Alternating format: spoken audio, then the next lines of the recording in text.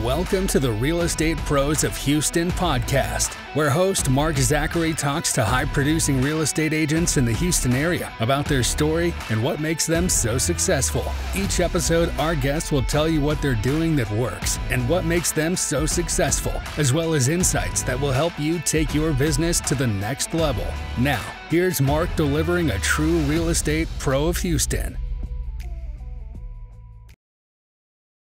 Hello, everybody, and welcome back to another episode of Real Estate Pros of Houston.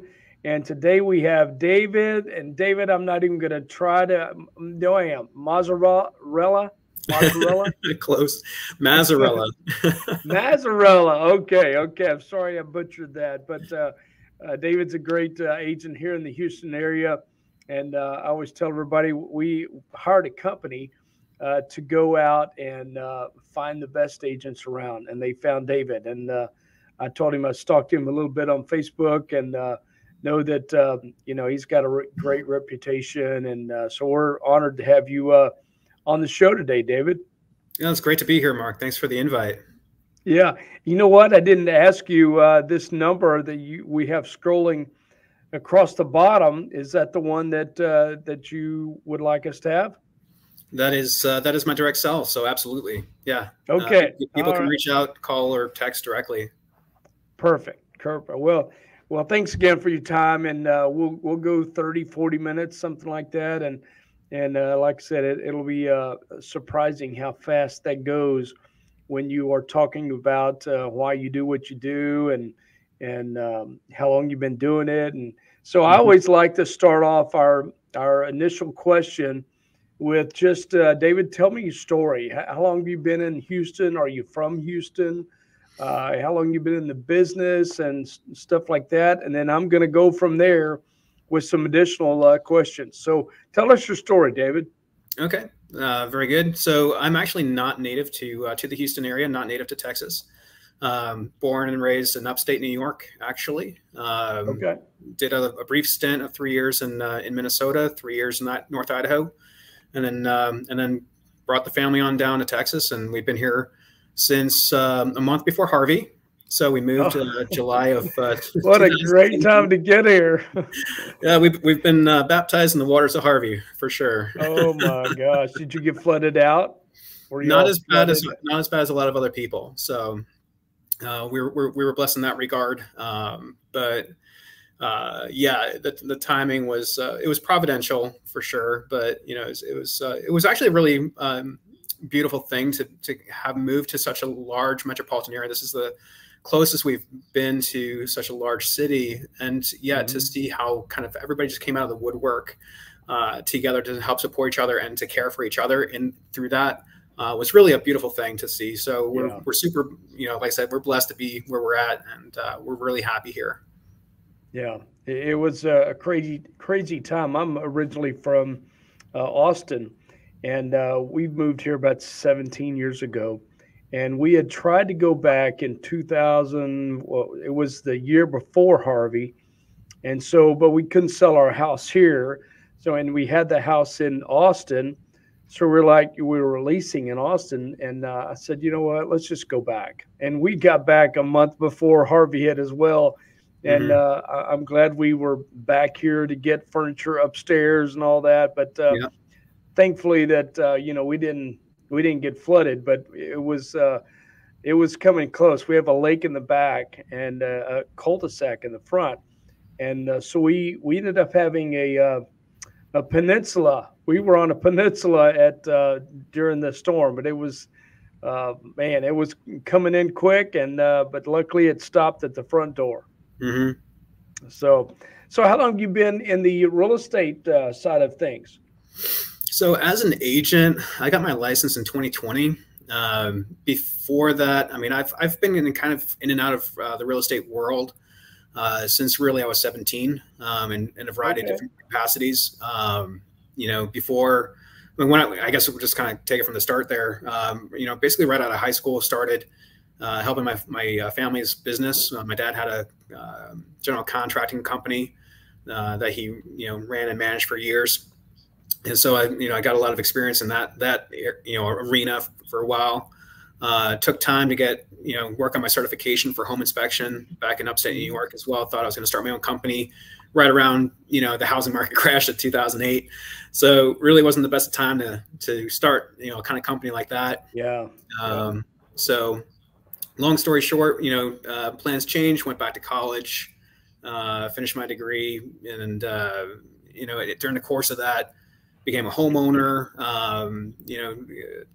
got to experience all the different aspects of that process. And then, shortly after that, we started a real estate investment company in the Northwest as well. So that was a really incredible experience as well. And then we came down here and we're like, eventually, because before real estate, I was an educator for a solid decade plus. Okay. I was coaching, I was doing clubs. I was a teacher that would show up early and leave late.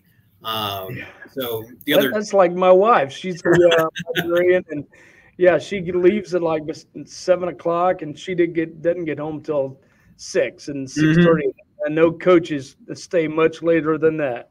Yep, coaching and clubs will keep you much later. It was to a point where it was kind of a running joke at the school where, at the start of every year, the other coaches would ask me, "Is like, hey, are you going to coach again this year, or are you going to see your kids?" And and really after a few years of that, it really kind of started coming home. It was like, you know what, it is kind of true. Like I was going for several days in a row where I just wouldn't see my kids at all. I'm out, I'm out the door before they're awake, and I'm home after they're in bed. And really just kind of started thinking, like, is there any other way that we can kind of supplement, what we're doing, so that we can spend more time with the families and actually be more of a presence. And, we'd always toyed with the idea of getting into real estate as a possibility. So we're like, you know what, maybe now's the time, so took that year and in 2020, crunched out the classes, did what was necessary, got the license, and then, really put the rubber to the road in 21. So is your wife in this with you? I mean, I say so. She, whether she wants to or not. She has, yeah. Well, it definitely takes a team effort for sure. Because we have, part of our life goal is to have a large family, and so we do have. We have 7 kids of our own now. So really, yeah. So you don't look old enough to have 7 kids. Well, thank you. I'll take that. Oh man, I was thinking maybe 30 to 35 range. So if you have 7 kids already, boy, you've been busy. So okay, I know the answer to my next question, but I'll go ahead and let you finish that up. So we're blessed that we're able to allow for her to kind of be a stay-at-home mom, spend time with the kids, raising the kids, and she's a former educator herself as well. So it is really awesome to be able to have that kind of that team. We really do carry like that team aspect still with us. Like we work together on our schedules and everything like that. And I'll drop the kids off in the morning. She'll pick them up in the afternoon when I'm usually out on appointments and things like that. So, she's definitely very much, a part of everything that I do and am able to accomplish together. So definitely, love my wife and everything that she's able to assist with. Yeah. Well, you mentioned a large family. Are you looking to make it larger, or is 7 it? That's $1 million question, isn't it? So I personally, I'm the second of 11. And my wife is youngest, my wife is the youngest of 5. So we're open to a larger family, but we'll see what God has in store for us. So my son-in-law is at the last of 8, and I'm like, oh my gosh, how did your mom deal with all these kids? And he said, man, that was so much fun growing up. The house was full, and I'm one of 4, but I have a brother and 2 sisters, and then I only had 2, but I want 1,000 grandkids because we just got our first grandkid last May, and man alive, I love playing with Luke. But, my chances of having 1 million grandkids kind of went out with me only having 2 of my own. So, you have a good chance of having a lot of grandkids down the road. Yeah, well, I mean, we'll see how life carries on. So yeah. So what's the age group? I mean, how's it the range? So my eldest is 9. She'll be 10 in this summer. Oh, bless your heart. I need to call your wife, pray for her. And man, that's been a crazy 9 years. It's awesome though. 4 of them are in school now, and it's really cool to see how they really do get along and work together, and they entertain each other. So it's crazy how economies of scale kind of work in the family dynamic as well. So that they just at a certain level they kind of monitor themselves around the home and whatever, and now the older ones are getting to a point where they're able to help with certain chores around the home, it's like setting the table and stuff. So it's really cool to see how everybody's kind of growing together like that. Wow, that's neat. So 9 is the oldest. How old is the youngest? The youngest is, I want to say, 6 months now. Oh, wow. So, yeah. Wow, so you're not sleeping much. Well, I'm sleeping better than my wife. Well,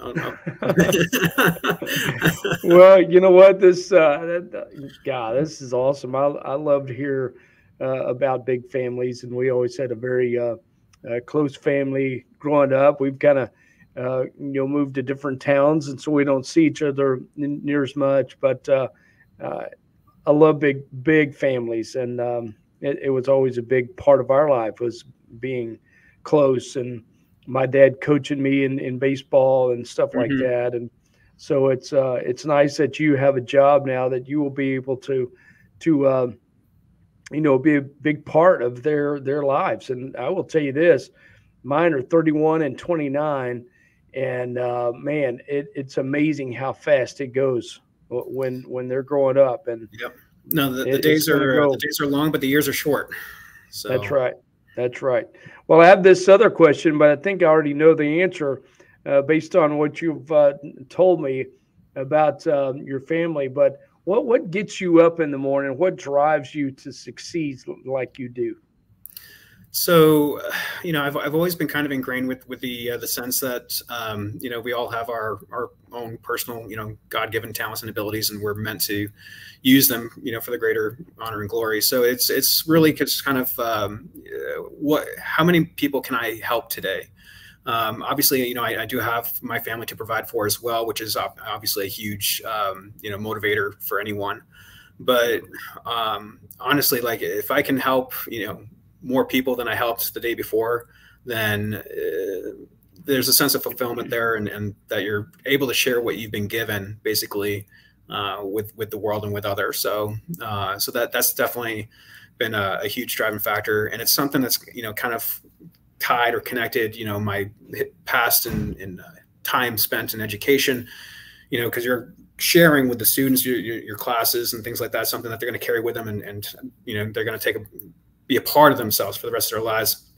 In real estate, helping people to build that generational wealth to break the those for some those barriers and whatnot, and to educate them and to bring them into that is awesome, and to help them to increase for themselves and their families. So so that's really kind of why why we're kind of doing what we do.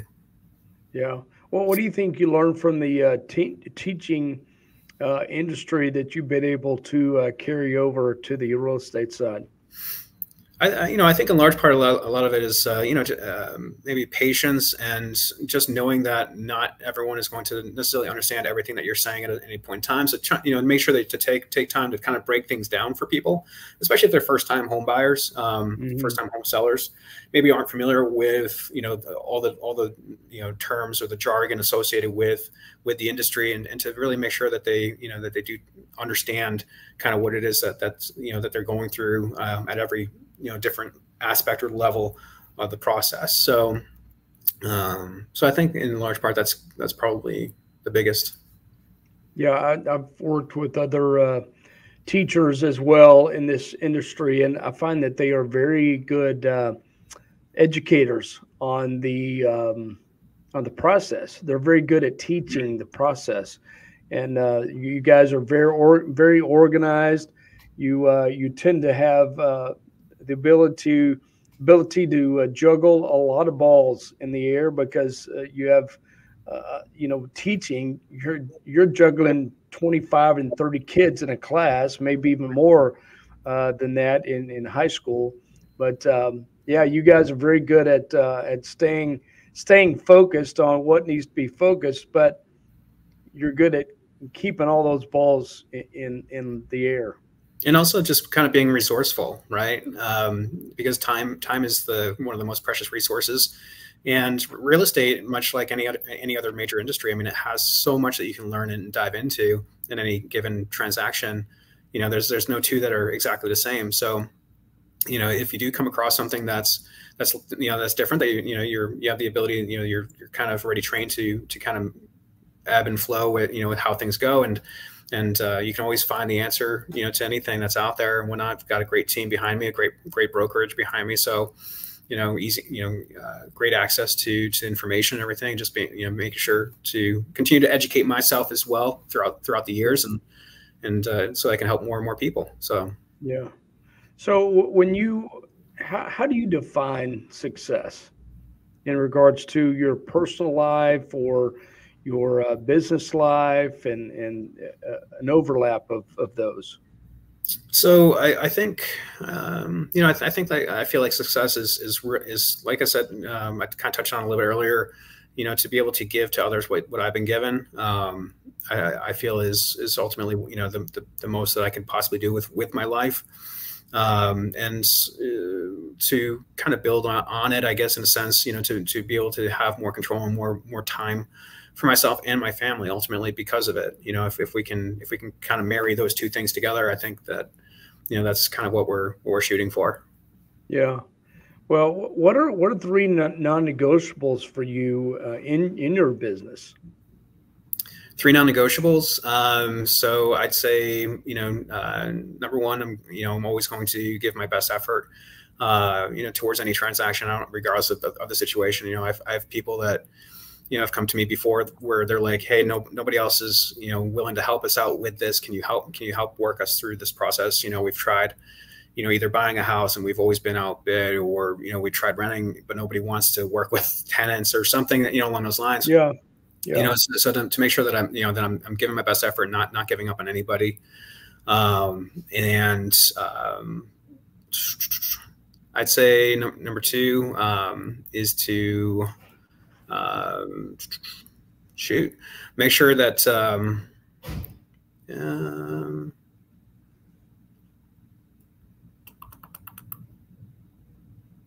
make sure to listen, I guess. Yeah.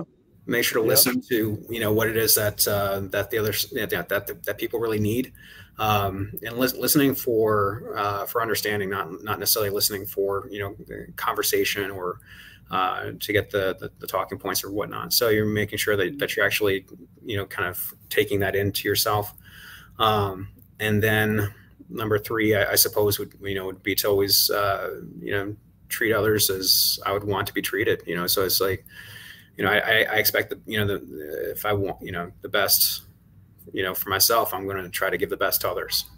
Yeah. Yeah. That's so true. If you had to do all over again, what would you do differently, that you didn't do before, or maybe you did something, you're like, I shouldn't have done that. Is there something that you would do differently if you started? Sure. So I think, if I had taken, and this is, I think part of what it is not, I think it is a part of my 2024 goals for the year, is to be a little bit more regular, a little bit more consistent, maybe with, like social media. So I get caught up in the day-to-day, run of taking care of all these different people and whatnot, that I let my regular social media posts, kind of fall by the wayside. And then every once in a while, like, oh yeah, I need to share this, or I need to do this, or I need to do something. So 2024 is a year where that's actually one of my goals for the year, is to kind of be more purposeful and consistent with that. So yeah, I do the same thing. I'll post something, and then it may be a little while before I post again about business, and I'm like, you know what, I need to put that on my taskbar, that it's a weekly post that I Mhm. make on this subject. And so what I do is it's called a Real Talk Tuesday, There you and all these deals, all these videos, we'll bust them up into different reels. And so I just go out and grab one of those reels and put, hey, here's a Real Talk Tuesday with David. Check out what he had to say about this. And so I just put it into my calendar, and it pings me every Tuesday. Hey, don't forget to go put a reel up on from your interviews. So that's helped me a lot. Just putting it in my CRM to notify me when to do something. There you go. Yeah. So do you have a lot of repeat business? Do you do outreach to your past clients, and what's your trick there? So I think, I think I could be more purposeful with, reaching out to past clients. There are some clients that I reach out to more regularly than others, for sure. And kind of going over the data from past years, I do find myself working with, I think primarily, I think most of the people I work with are first-time home buyers. And so along those, again, it kind of ties in, I think, with kind of my educator background, that just kind of the way that it's worked out. But no, for sure, I'd say, keeping tabs with and keeping in touch with, my past clientele is definitely something that, could definitely be improved on. And so looking forward to sharing our interview today with everybody. Yeah. In addition to, just kind of checking in every once in a while, say, hey, how's it going? We've had other things, like we're going to clients of ours are expecting, and they're having a baby shower here later in the month. So yeah, so we'll be swinging by there, and we've been to weddings and other events, family events for different clients and stuff. So but for the rest, just every once in a while, just a quick call, say, hey, how's it going, check in. Yeah. Well, that kind of tells me, if you're going to weddings and baby showers and stuff like that, that tells me that you're definitely not a transactional focused realtor. You're staying in touch with your past clients, and they're becoming friends of yours, right? Oh, absolutely. No, for sure. It's it's really a beautiful thing when your clients come back to you, and they're like, hey, we really loved working with you, and they've got their kids that are wanting to buy their first home, and they're trusting you to take care of their family, to take care of their babies. And I'm like, oh my goodness, that is just yeah. such an honor. Yeah, it really is. I was doing it alone a few weeks ago, and that was the 6th loan. I got to look, and that was the 6th loan I did for them. Mm-hmm. They moved into their first house and second house, and then this is their one was an investment, and then this is another move up, because their kids were getting older and they needed more space. And I just like, this is kind of cool. When it's not kind of cool, it's very cool when somebody remembers you 6 times. Mm-hmm. And they would track me down even when I did a poor job of staying in touch with them. They did a good job at tracking me down. So they did it through Facebook and all that. So it sure makes you feel good when they do that. Oh, for sure. Absolutely. So what are some goals you have for this year? How, are you looking for a number of units, number of dollars in regards to sales prices, or is it just, I just want to help X number of families? So, I breaking things down by the numbers, last year was our best year so far. We're looking to build on that for sure for this year. Wait, time out. 23 was the best year ever? Yeah. because there were so many people that got out of the business during 2023. And so you were a unicorn when it came to 2023 then. That's fantastic. Yeah, no, it's crazy the way that things have kind of turned out for us. We've been really blessed and just just working hard every year to like I said, take care of as many people as we can. We've been able to, the last 3 years, we've been able to double basically our transactions, Wow. our production every year over year for the last 3 years. This year, because last year we closed out 25 total transactions, we're over 6 million in production. And so this year we're going for 36 total transactions and over 10 million production. Mm-hmm. But I'm also, I also have a goal to kind of share, our brokerage, eXp Realty, with other agents that are out there. So I'd love to bring in, I'd love to share eXp Realty with half a dozen, agents that, are looking for a new home, a new family with eXp Realty. And, I just recently brought a friend of mine. She was with a different brokerage at the time she got into real estate about the same time I did. And we hang out over the years and everything. And, mm-hmm. and she joined eXp Realty and joined our team, and everything. So super excited there and to have her aboard and everything. And it's just a really beautiful thing to see, to be able to offer, to others what we have and everything like that. It just kind of carries through everything. So. Yeah. Well, do you primarily focus on buyers or sellers, or what's your focus? What's crazy is that, I'd love to increase the number of sellers that I have. And I do have a number of people that I work with, but most of my business has been buyer related. So the vast majority of my transactions have been on the buy side. So even in this crazy, past year that we've had and everything. Yeah. Well, it's, there's so many people that just focus on listings because they say that, I just throw my sign in the yard and put up a few flyers mm-hmm. and that's it. But I'm like, no, you really have to work a little bit harder than that. And I know you buyers agents, you have to, I feel sorry for you because I can look on HAR and see all the addresses where you've have sold, and you guys have to travel a very large territory. And me, I get to sit right here in my office because nobody comes in to do loans anymore. They do it all online. And so I can't complain about anything on my side. And you guys have to travel so much. And Houston is not a small place. Houston is not a small place. And we do a lot, a fair amount of traveling for sure. I think I put on an extra like 20 to 25,000 miles every year on my vehicle, business related miles and everything. And, some clients, you may be showing, 40, 50 homes too. Before my gosh, are you serious? Yeah, no.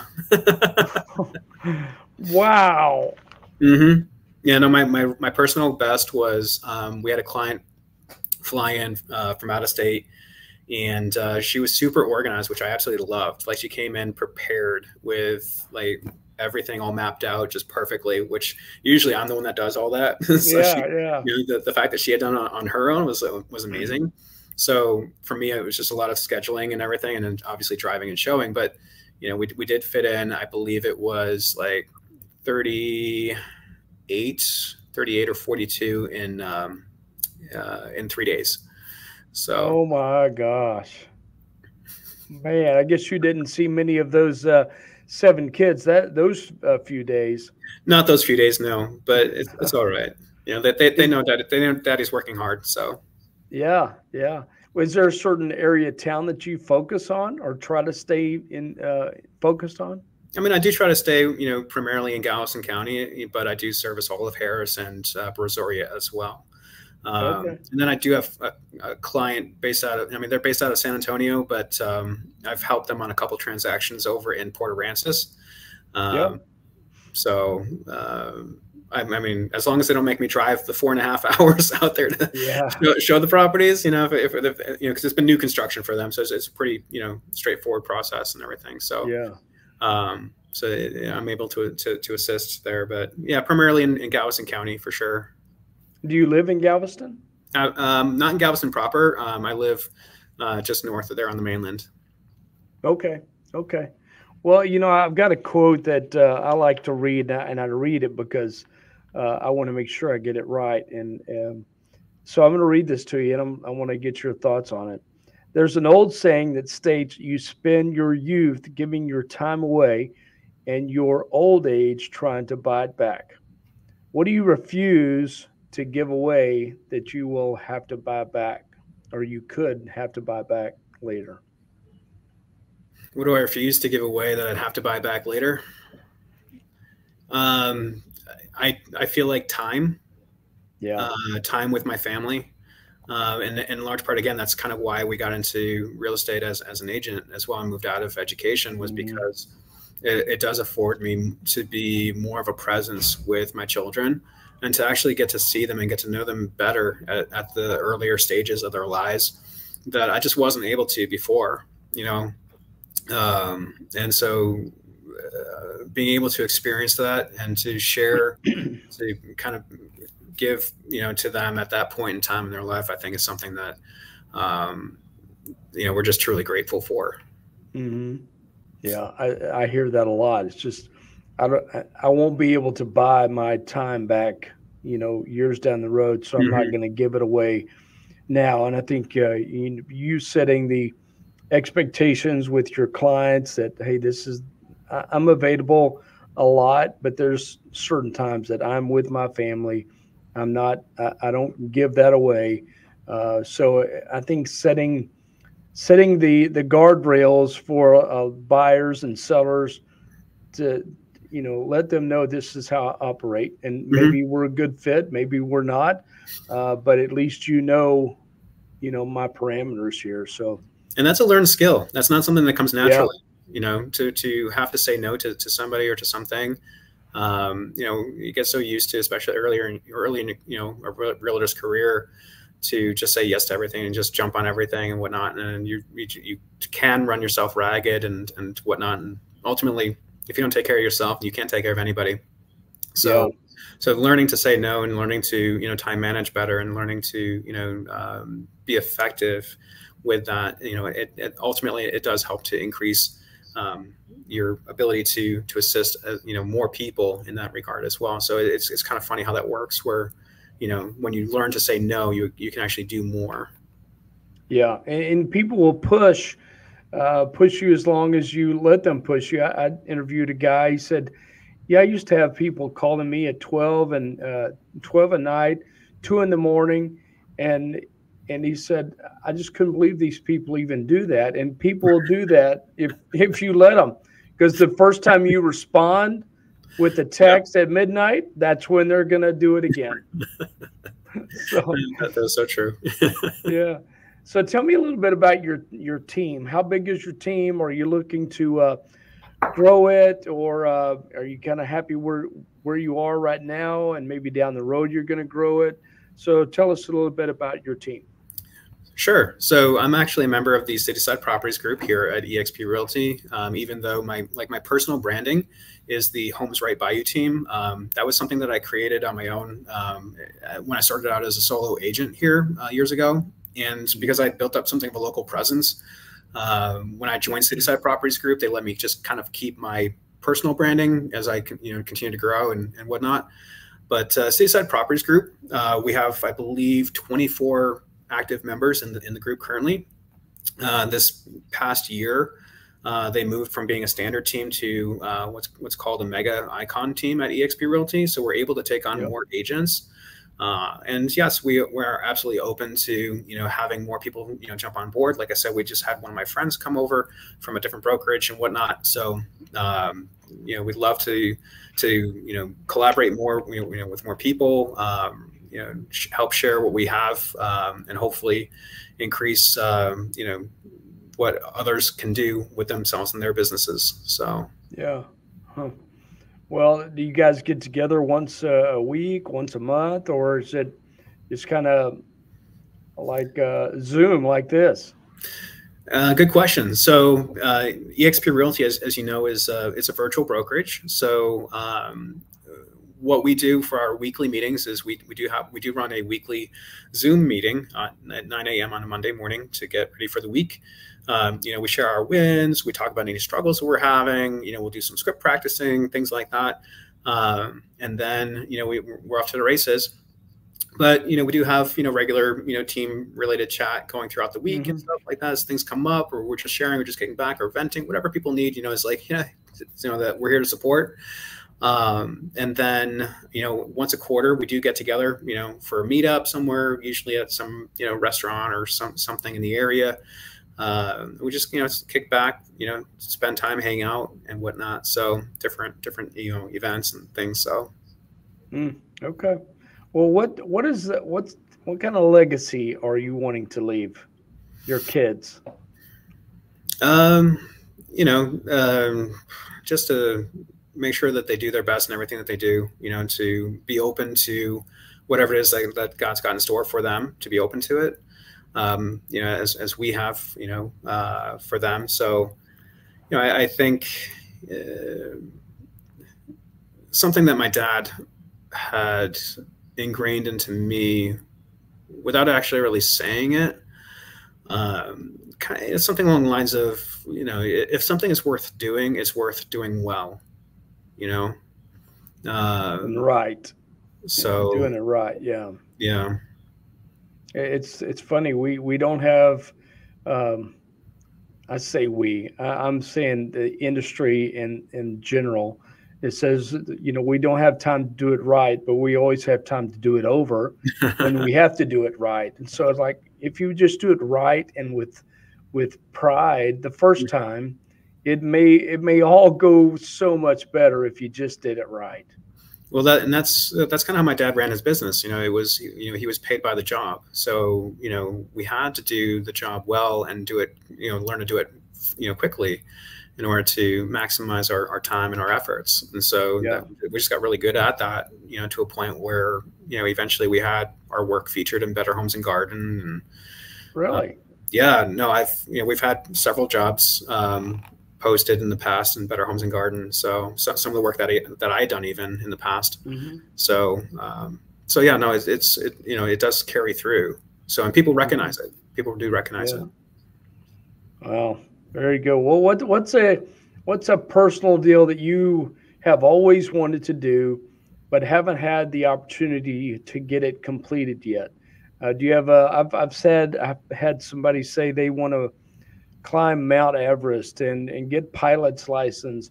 What is something that you've always wanted to do, but just haven't yet, but it's still on your radar? I think visiting the motherland, and going to visit Italy. I think, especially northern Italy, visit Rome.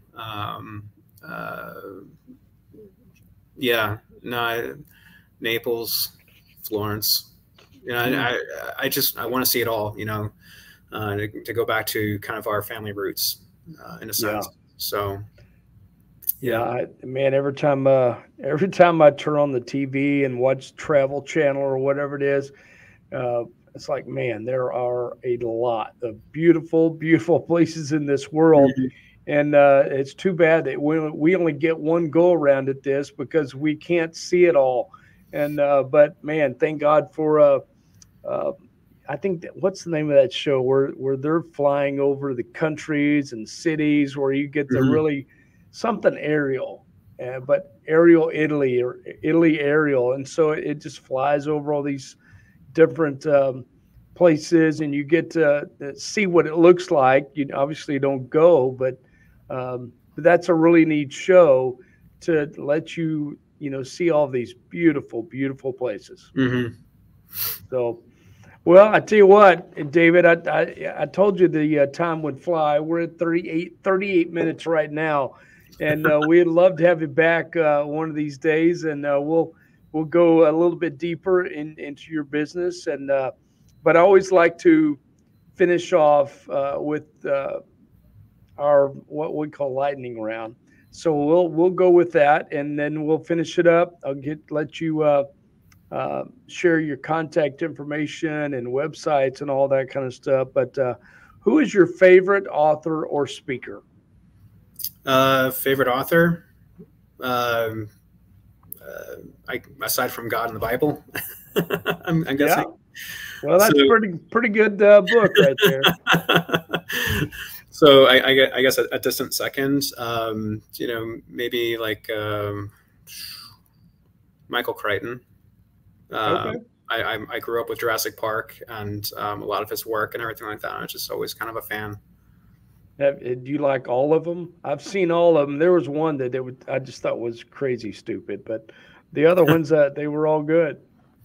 The movies not so much. I mean, but the books for sure. They're a treasure. Yeah. So you had mentioned the Bible and God. Have you seen The Chosen? I've seen season 1 of Chosen. Okay. Mel Gibson's Passion of the Christ, and some other popular works and things. So yeah.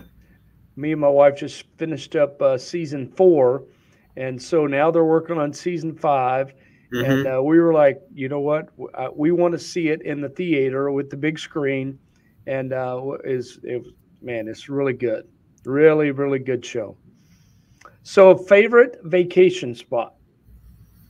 Favorite vacation spot? So far, I'd say kind of North Idaho has been a favorite place, and it doesn't matter the time of year. Really?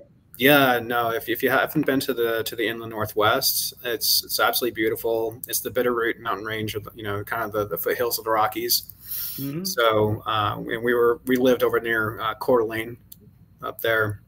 And so the summers are, there's virtually no humidity up there. It's semi-arid, so there's not very many mosquitoes or bugs. So you can be outdoors all the time, open your windows at night, that sort of thing. It's not a whole lot of light pollution either. It's not a whole lot of major cities and everything. So you can see the stars at night. And there's just a very strong nature type activities and everything that you can do up there. So just really love it up there, for sure. We lived in Phoenix for a year, and it was wicked hot, from June, May till probably October. But yeah, you didn't see the insects and stuff out there that you do here in Houston, and it certainly wasn't humid there, and so that was nice. So, but it was 120 degrees too. Not many insects can survive on that, but the ones that did, they were scorpion type deal. So you didn't want to mess with them at all. No, probably not. So, favorite pastime or hobby? Playing ice hockey. Really? So it's always been kind of a part of our family. Going back to just growing up in the northern part of New York State, we used to build up backyard rinks and everything as kids. Yeah. And with as many brothers as I had, that was kind of our thing. And so that's something that I've always carried everywhere I've lived. And there's a surprising, amount of hockey here in Houston. There's actually a rich history of hockey here in Houston with the Houston Aeros, Gordie Howe, and whatnot. And there's an awesome movie about that as well. But yeah, no, I still play every week over here in the area. So kids love to come out and ring the cowbells and support. I just saw a story that the owner of the Rockets is talking to the NHL to possibly bring a team here. We're hopeful. So we're happy that Fertitta's looking into it and whatnot. So we're really hopeful that they can figure something out that'll work out for everybody in the city here. So it would be a really beautiful thing to have, especially with that a close rivalry with the Dallas Stars just north. Up there in Dallas, and in Dallas, actually the Stars, surprisingly, they do help sponsor a lot of youth hockey access here in the Houston area as well. Is that right? Yeah. So there's definitely a lot of good that's being done, even by a potential future rival in Dallas, which is a pretty cool thing to see. Yeah. So the next question was going to be your favorite sports team. Is it currently the Dallas Stars? It is not. Okay. I have one older brother, and he and I were super competitive growing up. So when it came to picking teams, he selected the New York Rangers back in the early 90s, and I went with the New Jersey Devils.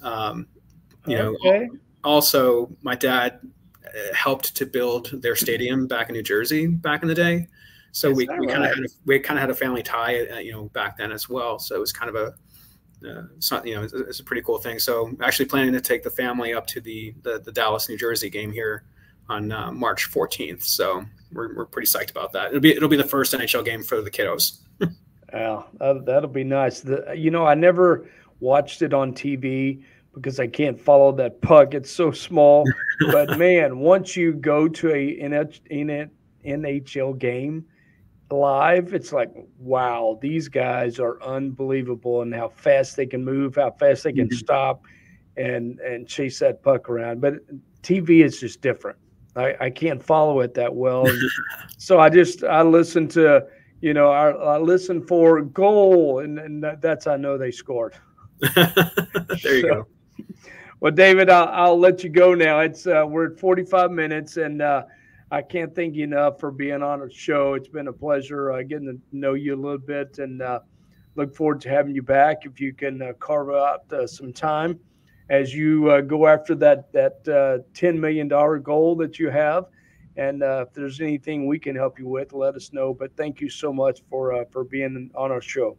No, I appreciate it, Mark. It's been fantastic. So thank you so much for the opportunity.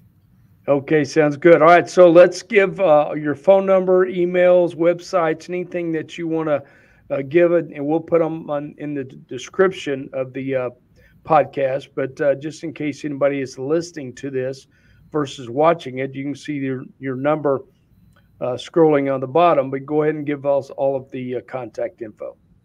Absolutely. So people can reach me directly on my cell at 409-737-0126. Email address is david@homesrightbayou.com. That's HOMESRIGHTBAYOU.com. So a little play on words there at the end. And the website is the same, homesrightbayou.com. Okay, perfect. Like I said, we'll put all that information on the description as well. So thanks again, David. Thank you, Mark. Well, guys, my name is Mark Zachary. I'm the broker and owner of Next Step Home Loans. And if you have any financing questions, that's what we do. We can do refinances, purchases throughout the entire state of Texas. So information is free where I come from. Just let us know if you have a question, and we'll get it answered for you. But we'll let you go for now. And thank you for being a watcher, I guess, of Real Estate Pros of Houston. We'll see you next time. Thanks. Bye-bye. Thank you for listening to another episode of Real Estate Pros of Houston. Follow us on Spotify, Google Podcast, Apple, and iHeartRadio, and check out our main website at nextstephomeloans.com for more information on mortgage news, loan programs, and getting pre-approved for a home loan or set up a quick home buying consultation. We'll see you next week with another episode of Real Estate Pros of Houston.